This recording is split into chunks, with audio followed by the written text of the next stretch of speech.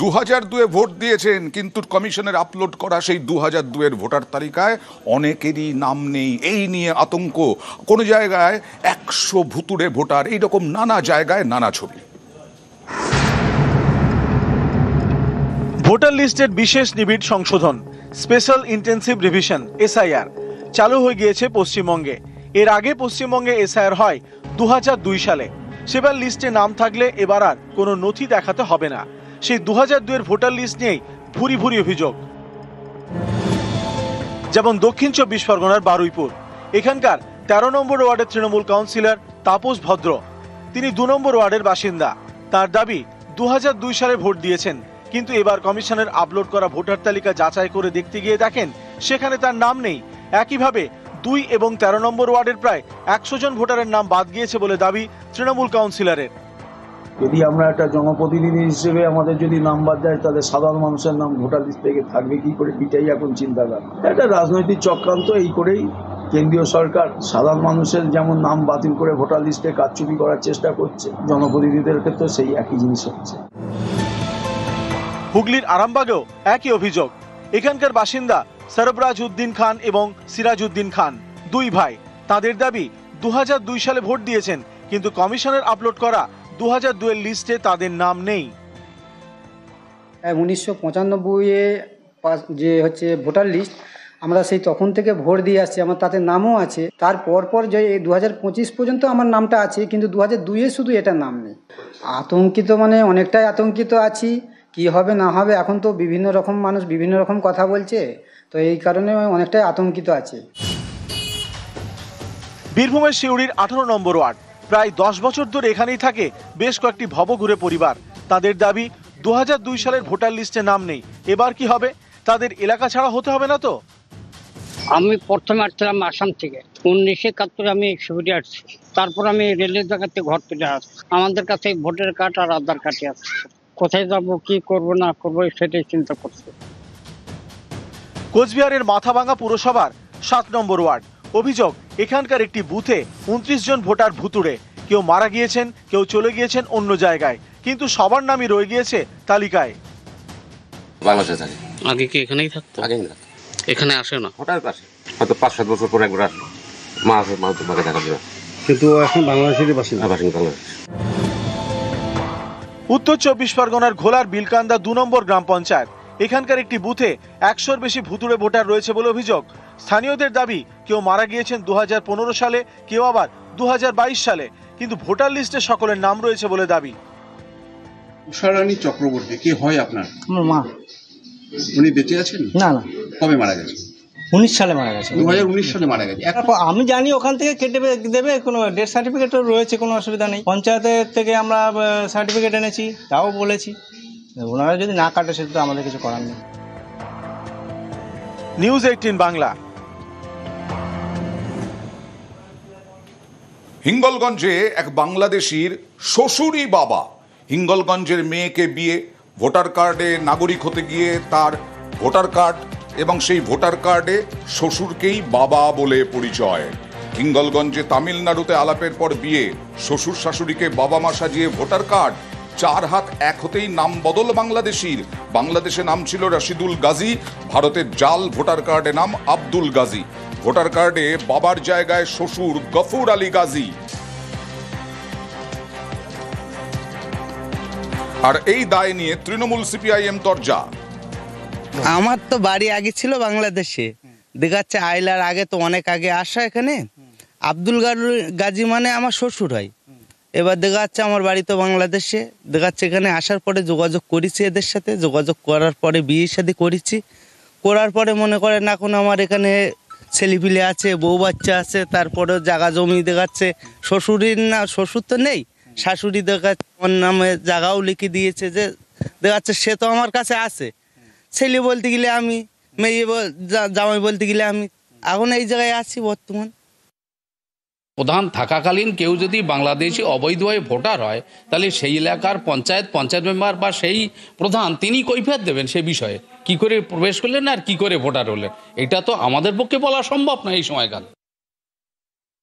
প্রথম কথা হচ্ছে ভোটার তৈরি করে নির্বাচন কমিশনার, আমলে যে সিপিএমের আমল তৃণমূলের আমলে বলে কথা নয়, আদতে ভোটারের কাজ হচ্ছে নির্বাচন কমিশনের দায়িত্ব। তারাই ভোটার তৈরি করে, আর যিনি ভোটার হন তার ডকুমেন্ট সাবমিট করতে হয়।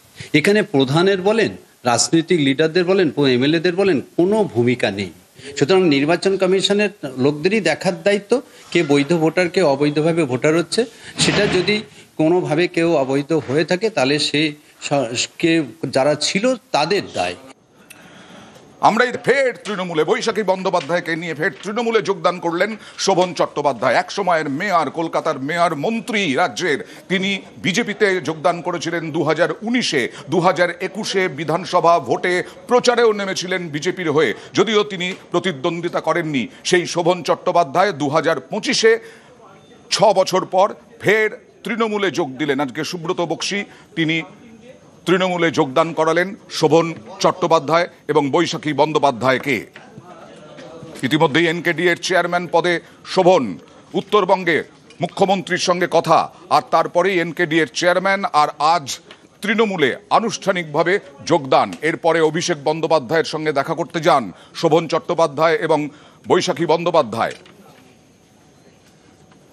মানে নিজের ঘর, নিজের সংসার, এর সঙ্গে যে আত্মিক যোগাযোগ, ঘরের ছেলে হিসেবে পুনরায় এর সঙ্গে সামিল হলাম রাস্তায় নেবে আন্দোলন করবার জন্য। আগামী দিনে তৃণমূল কংগ্রেসকে আমার সামর্থ্য মতো যেভাবে মমতাদি চাইবেন, অভিষেক বন্দ্যোপাধ্যায় চাইবেন, কাজে লাগতে পারতে, দলকে শক্তিশালী করতে আমি নিজের সমস্ত সিনসিয়ারিটি দিয়ে, ডিগনিটি দিয়ে কোথাও ত্রুটি রাখবো না। আর শোভনের প্রশংসায় রত্না চট্টোপাধ্যায়। এর আগেই তো আমরা সবাই জেনেই গেছি যে উনি যোগ দেবেন, কারণ এনকেডি এর উনি যখন চেয়ারম্যান হলেন তৃণমূলে জয়েন করবেন। তো আজকে এই শুভক্ষণে হয়তো উনি জয়েন করছেন মমতাদির নির্দেশে বা পার্টির নির্দেশে। তো আমার এখানে কিছু বলার নেই। দেখুন, উনি কাজ করতে চাইছিলেন, কাজ করবেন, করুন না কাজ। আমি তো মনে করি 8 বছর উনি যেভাবে ঘরে বসে সময় নষ্ট করেছেন, অনেকটা সময় নষ্ট হয়ে গেছে ওনার জীবনের। ভালোভাবে কাজ করতে পারবেন, দিদির পাশে দাঁড়িয়ে দিদিকে সাহায্য করতে পারবেন। আমি অবশ্যই খুব খুশি এবং স্বাগতম আমাদের দলে। আর অভিষেক বন্দ্যোপাধ্যায়ের বাড়িতে গিয়েছিলেন তৃণমূলে যোগদান করে। অভিষেক বন্দ্যোপাধ্যায়ের বাড়িতে শোভন চট্টোপাধ্যায়। অভিষেক বন্দ্যোপাধ্যায় কি বললেন শোভন চট্টোপাধ্যায় এবং বৈশাখী বন্দ্যোপাধ্যায়কে দাঁড় করিয়ে, দেখুন। আনুষ্ঠানিকভাবে আজকে শোভন চ্যাটার্জি এবং বৈশাখী বন্দ্যোপাধ্যায় দুজনেই তৃণমূলে ফিরে এসেছেন।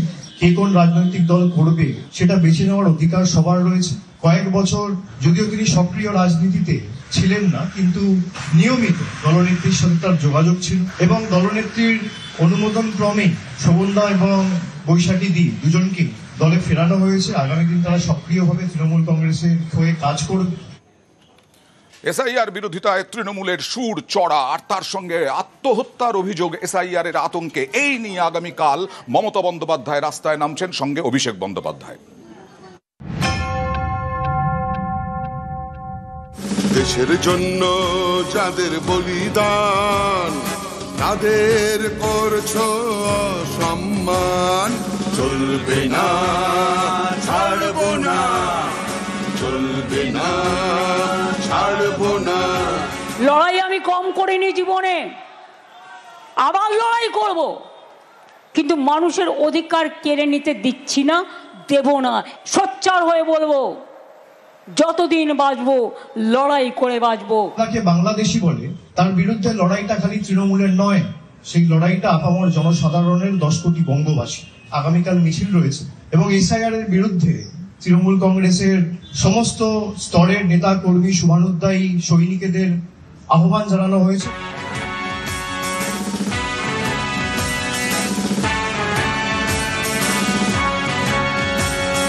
ছোট বাঁধো, ছোট বাঁধো। ভোটের বাংলায় শুরু হয়েছে এসআইআর, অর্থাৎ ভোটার তালিকায় বিশেষ নিবিড় সংশোধন। ইতিমধ্যেই এসআইআর আতঙ্কে আত্মহত্যার অভিযোগ উঠেছে। এসআইআর শুরুর পর এনআরসি আতঙ্কেও আত্মহত্যার অভিযোগ উঠেছে রাজ্যে, জানিয়ে ক্রমেই চড়ছে রাজনীতির পারদ। এবার আক্রমণের ঝাঁজ বাড়িয়ে পথে নামছেন মমতা বন্দ্যোপাধ্যায়, থাকবেন অভিষেক বন্দ্যোপাধ্যায়ও।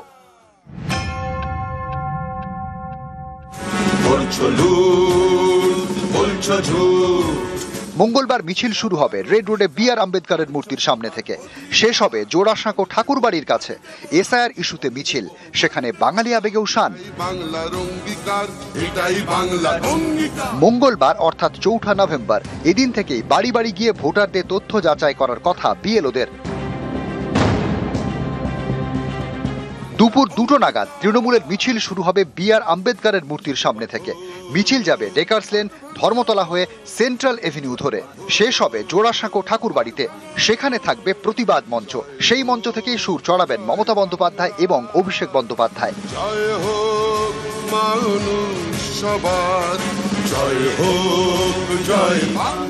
যারা নাগরিকত্ব দেবে বলে চিৎকার করে, তারা নাগরিকত্ব কেড়ে নেওয়ার ব্যবস্থা করেন। সবটাই আমি জানি। এই এসআরএর নামে একটা NRC করার প্রক্রিয়া চালাচ্ছিল, কিন্তু অপোজিশন স্টেটগুলো হচ্ছে ওদের টার্গেট, তার মধ্যে বাংলা অন্যতম টার্গেট। আমি অনুরোধ করব আপনাদের যে এরা যে সিএএ ক্যাম্প করছে আপনাদের মাধ্যমে, এদের ফাঁদে কেউ পা দেবেন না। যদি কেউ সিএএ ক্যাম্পে গিয়ে অ্যাপিল করেন, আসামের 12 লক্ষ হিন্দু বাঙালির মতো আপনাদের অবস্থা হবে। সবাইকে ডিটেনশন ক্যাম্পে নিয়ে গিয়ে ফেলবে। আর তৃণমূল থাকতে আপনাদের কারোর নাম বাদ যাবে না। কেউ ভয় পাবেন না, কেউ আতঙ্কে থাকবেন না। আমাদের কর্মীরা রাস্তায় নেমেছে। সোমরাজ বন্দ্যোপাধ্যায়, নিউজ 18 বাংলা।